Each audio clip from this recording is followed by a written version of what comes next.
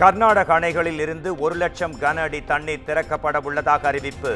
காவிரி ஆற்றின் தாழ்வான பகுதிகளிலும் கரையோரம் வசிக்கும் மக்களுக்கும் பாதுகாப்பான இடங்களுக்கு செல்ல கர்நாடக அரசு அறிவுறுத்தல்.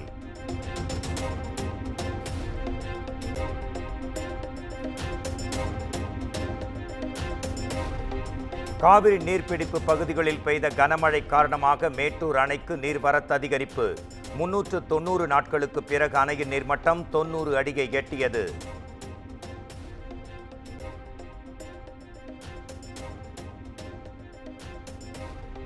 மத்திய நீர்வளத்துறை அமைச்சர் CR பாட்டீலுடன் தமிழ்நாடு நீர்வளத்துறை அமைச்சர் துரைமுருகன் சந்திப்பு. மேகதாது மற்றும் காவிரி பிரச்சினை தொடர்பாக வலியுறுத்தியதாக பேட்டி.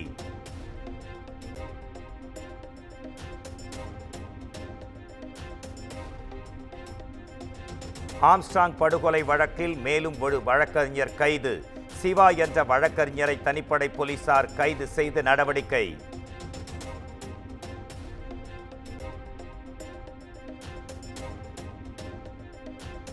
ஆம்ஸ்ட்ராங் கொலை வழக்கில் கைதான பாஜக முன்னாள் நிர்வாகி அஞ்சலை மேலும் ஒரு வழக்கில் கைது. கந்துவட்டி வழக்கில் அஞ்சலையை கைது செய்த பேசன் பிரிட்ஜ் போலீசார் எழும்பூர் நீதிமன்றத்தில் ஆஜர்படுத்தினர்.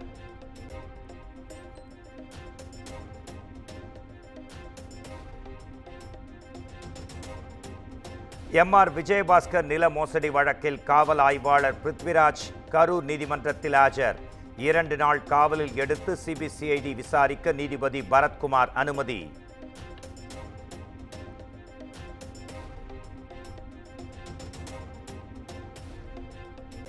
சென்னையில் ஆகஸ்ட் 31ஆம் தேதி தொடங்க இருக்கும் ஃபார்முலா 4 கார் பந்தயம். போட்டிகளுக்கு ஸ்பான்சர்ஷிப் தருமாறு தொழில் நிறுவனங்களை திமுக அரசு மிரட்டி வருவதாக அதிமுக பொதுச் செயலாளர் எடப்பாடி பழனிசாமி குற்றச்சாட்டு.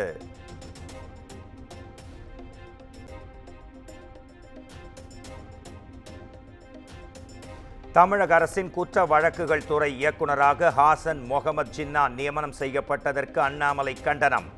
முதலமைச்சர் மு.க. ஸ்டாலின் தனக்கு நெருக்கமானவர்களுக்கு அரசு பதவி வழங்கி வருவதாக குற்றச்சாட்டு.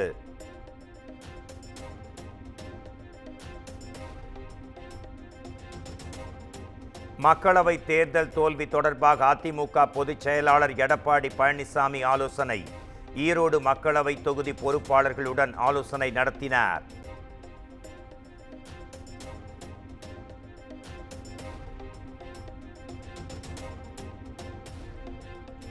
நெல்லை கோவை மாநகராட்சி மேயர்களை தேர்வு செய்ய மாவட்ட ஆட்சியர்களுக்கு மாநில தேர்தல் ஆணையம் உத்தரவு. நெல்லை மேயர் தேர்தல் ஆகஸ்ட் 5ஆம் தேதியும் கோவை மேயர் தேர்தல் ஆகஸ்ட் 6ஆம் தேதியும் நடைபெறும் என அறிவிப்பு.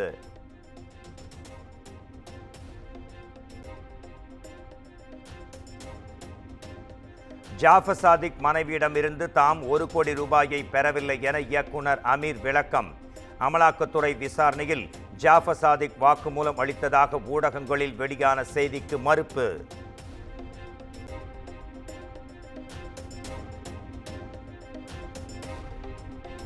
சென்னை மெட்ரோ ரயிலில் கஞ்சா பயன்படுத்திய இளைஞரால் பரபரப்பு. புகைப்படம் வெளியான நிலையில் பாதுகாப்பு குறைபாடுகள் ஏற்பட்டிருப்பதால் மக்கள் அதிர்ச்சி.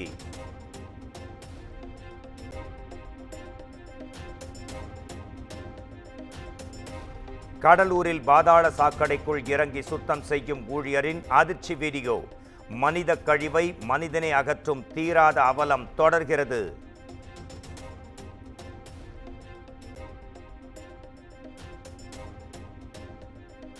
மதுரை கப்பலூர் சுங்கச்சாவடி விவகாரம் தொடர்பாக நடைபெற்ற பேச்சுவார்த்தை தோல்வி. வரும் 30ஆம் தேதி கடையடைப்பு போராட்டம் நடத்த ஒருங்கிணைப்பு குழு முடிவு.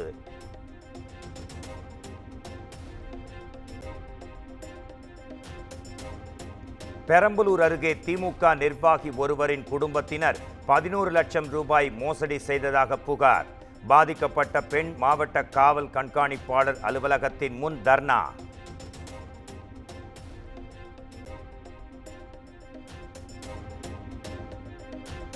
குளித்தலை அருகே ஐயர்மலை ரோப் காரில் ஏற்பட்ட பழுதால் அந்தரத்தில் சிக்கி தவித்த பக்தர்கள் பத்திரமாக மீட்பு.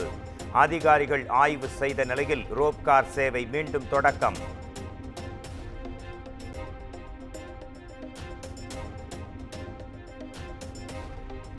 2019ஆம் ஆண்டு நடைபெற்ற நீட் தேர்வில் நடைபெற்ற ஆள்மாட்டம் தொடர்பான வழக்கில் எத்தனை பேர் கைது செய்யப்பட்டுள்ளனர்? இடைத்தரகர்கள் கைது செய்யப்பட்டுள்ளார்களா என தேசிய தேர்வு முகமைக்கு உயர்நீதிமன்றம் மதுரை கிளை சரமாரி கேள்வி.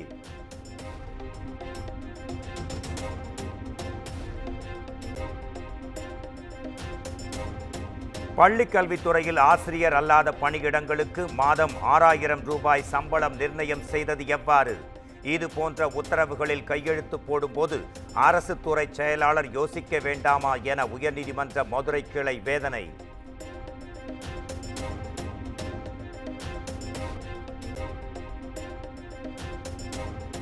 கருணை மதிப்பெண்களை ரத்து செய்து நீட் இளநிலை தேர்வு மதிப்பெண் பட்டியல் வெளியீடு.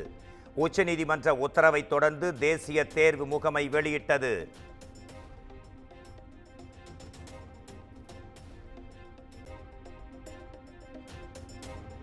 மாநிலங்களை மாற்றாந்தாய் மனப்பான்மையுடன் அணுகும் வகையில் மத்திய பட்ஜெட். மக்களவையில் திமுக எம்பி தமிழச்சி தங்கபாண்டியன் குற்றச்சாட்டு.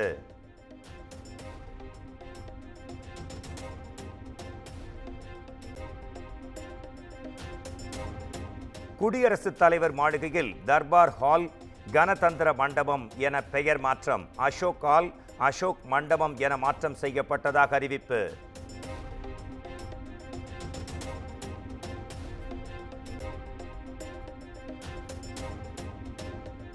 டெல்லி முதலமைச்சர் அரவிந்த் கெஜ்ரிவாலின் நீதிமன்ற காவல் ஜூலை 31ஆம் தேதி வரை நீட்டிப்பு. கெஜ்ரிவாலின் உடல்நிலை பாதிக்கப்பட்டுள்ளதாக இண்டி கூட்டணி சார்பில் 30ஆம் தேதி போராட்டம் என ஆம் ஆத்மி அறிவிப்பு.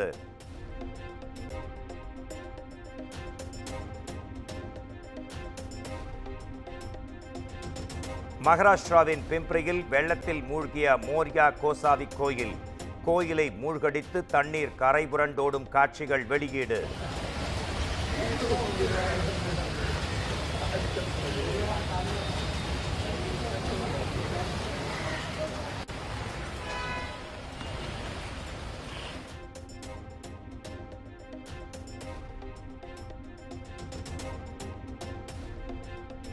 ஜார்க்கண்ட் மாநிலம் ராஞ்சியில் வெளுத்து வாங்கிய கனமழை. சூறைக்காற்றால் வீடுகளை விட்டு வெளியேறவே மக்கள் அச்சம்.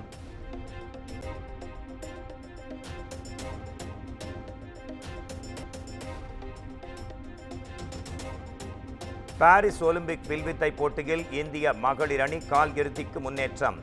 1983 புள்ளிகளுடன் அங்கிதா பஜன், தீபிகா குமாரி ஆகியோர் அசத்தல்.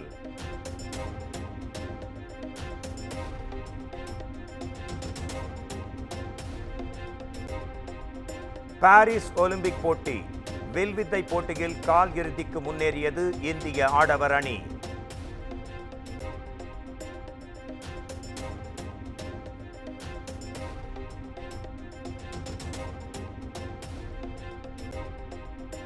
விக்னேஷ் சிவன் இயக்கத்தில் பிரதீப் ரங்கநாதன் நடிக்கும் LIK திரைப்படம். படத்தின் 2வது போஸ்டரை வெளியிட்டது படக்குழு.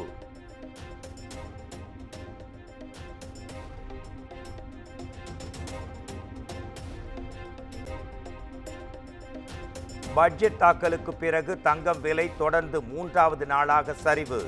3 நாட்களில் 3040 ரூபாய் குறைந்த நிலையில் சென்னையில் ஒரு சவரன் 51440 ரூபாய்க்கு விற்பனை.